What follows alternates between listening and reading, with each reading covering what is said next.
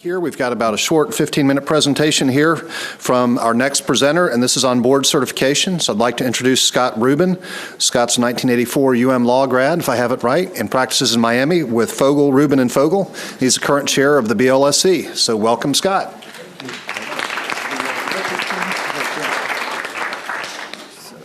Okay. All right, I am in the unenviable position of being the last speaker before our break. And we're running a little bit late, so I'll try to be fast and talk to you about how board certification is important, not just to the bar, but to the sections as well.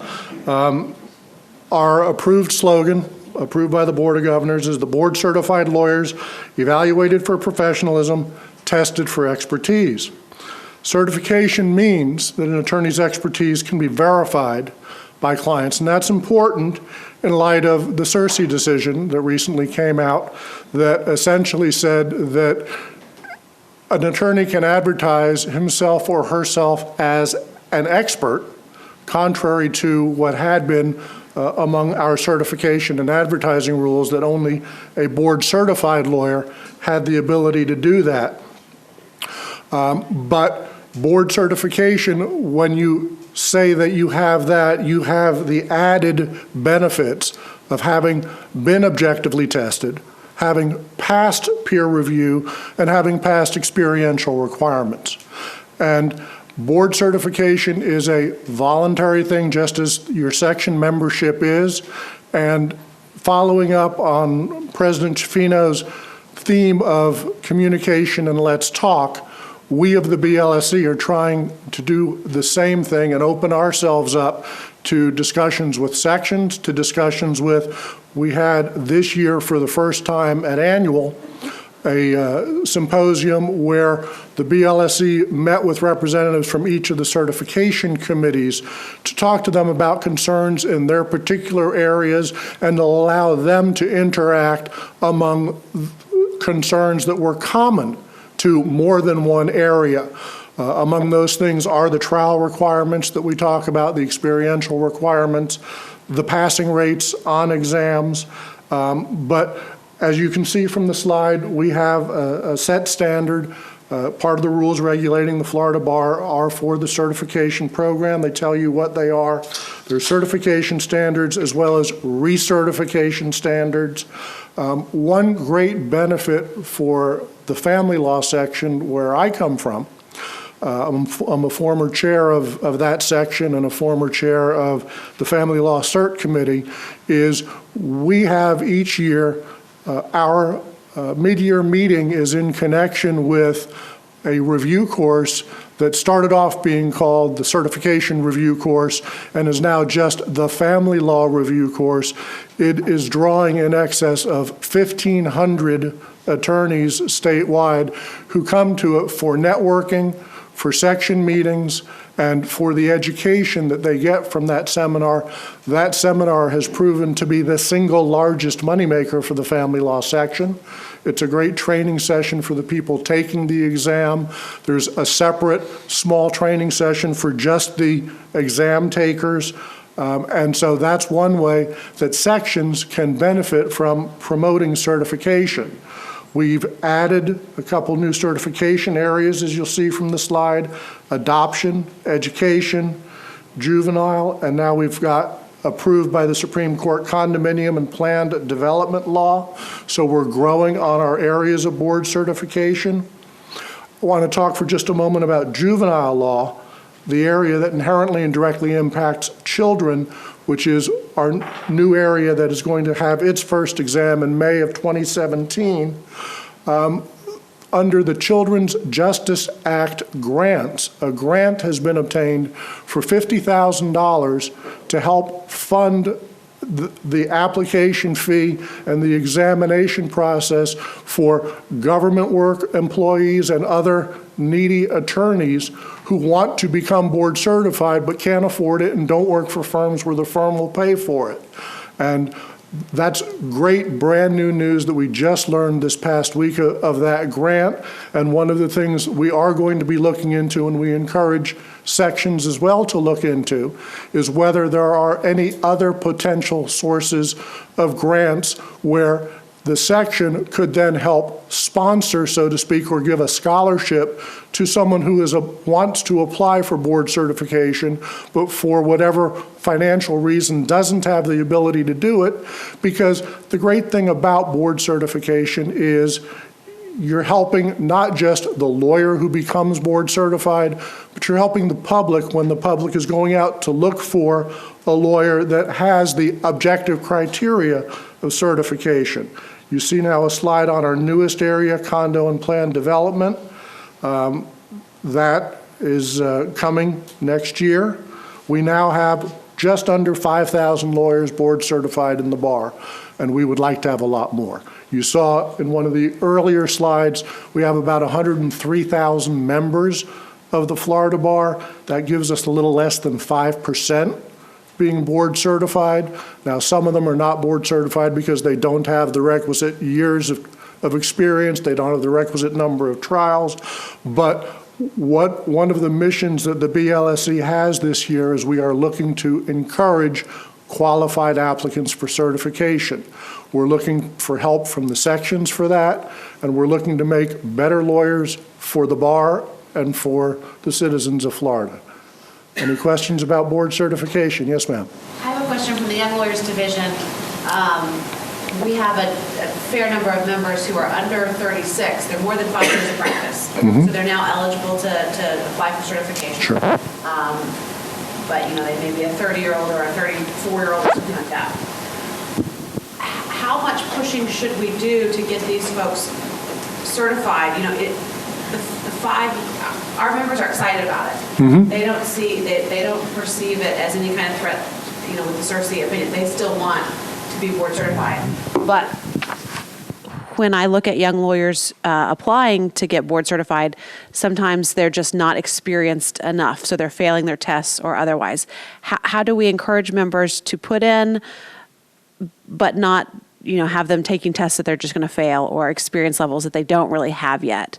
That 5-year, is that a minimum, or should we be encouraging the 6-year lawyer to start looking at applying? That's a great question. The 5-year is a minimum, and there absolutely has been anecdotal talk, no motions, no actual movement, but anecdotal talk that 5 years out, you don't have the requisite skills and experience to become board certified.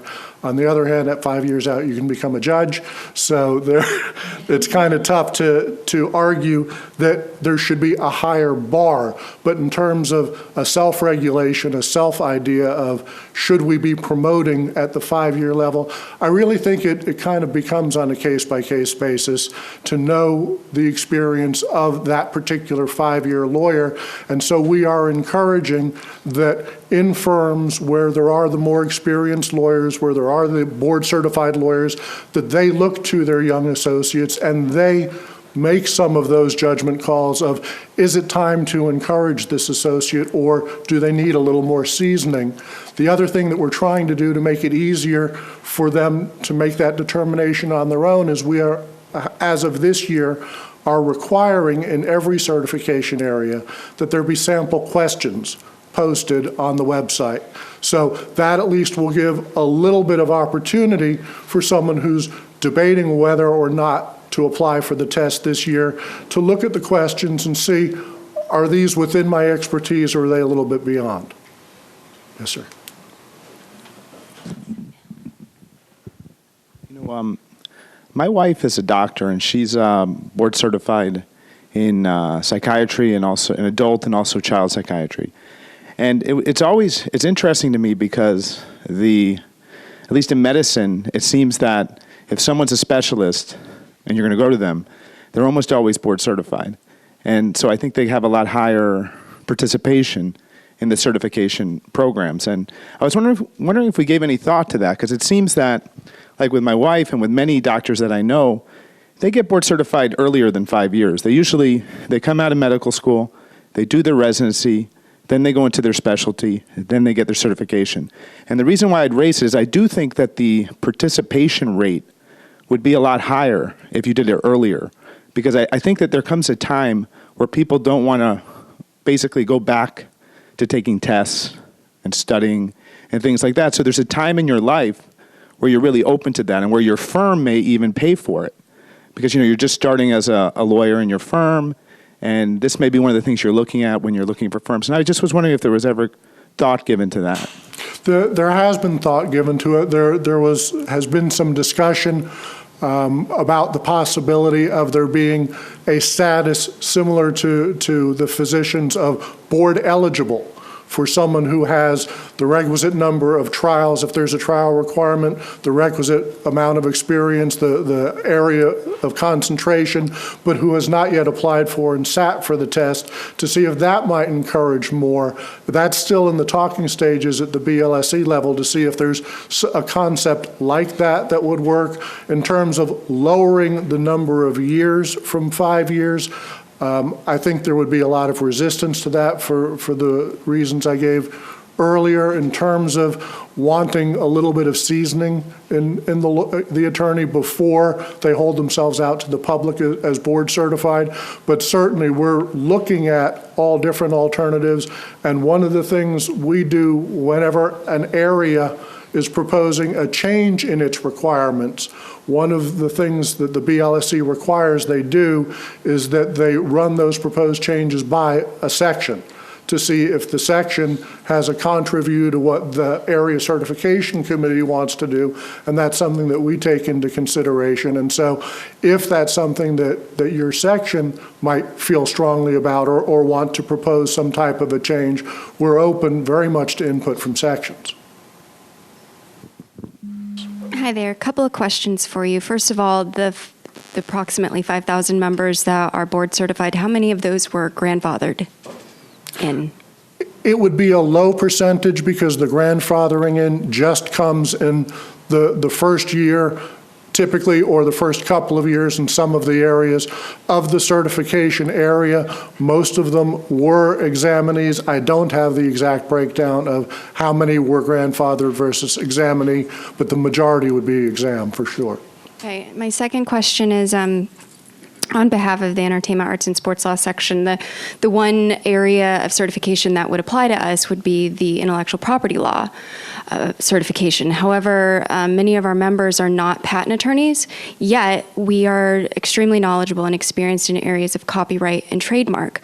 But the test includes patent matters, and so you have to educate yourself on those matters that we don't even practice, other than possibly some patent litigation. So I was curious if you would ever be willing to reconsider having just a patent certification and then, other areas of intellectual property, some way to make us more able to actually get certified, because it is, you have to sit down and you have to study, and a lot of us don't have time for that. So. Or an entertainment law certification, or separate and distinct from intellectual property. Yeah, I was thinking about Nice. that, but that's just so broad. But yeah, that's another possibility too. That's absolutely an issue that has been discussed every year that I've been part of the BLSE is how do you look at each of the units, and does it make sense to have areas of sub-certification or to have within an area of certification perhaps optional questions so that someone who goes in one direction within that area can take those questions on the test. Our exam consultant has advised very strongly against there being optional questions, but most of our area committees want to be able to have them. And so that's actually an issue the BLSE is struggling with and debating again this year. In terms of new certification areas, there is an aspirational goal of having a certain number of certified lawyers to come into a certification area,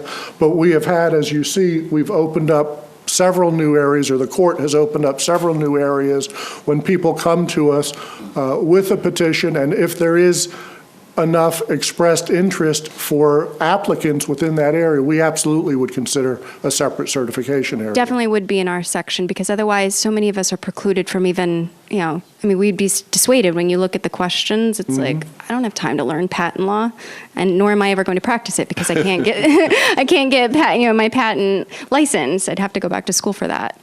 So, thank you. Any other questions? Yes, ma'am.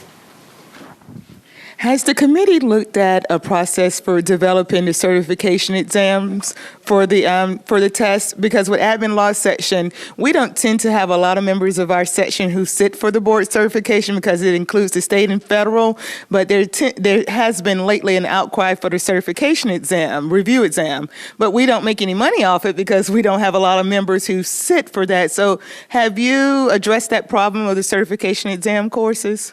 Well, the certification, the Board of Legal Specialization and Education and the certification committees are not the ones that put on the review courses.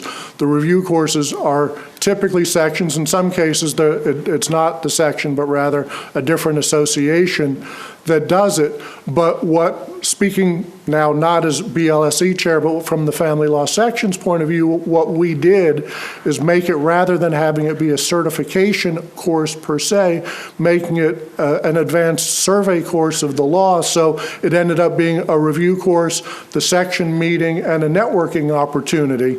So we made it from a review course into an event, so to speak. Thank you. All right, thank you.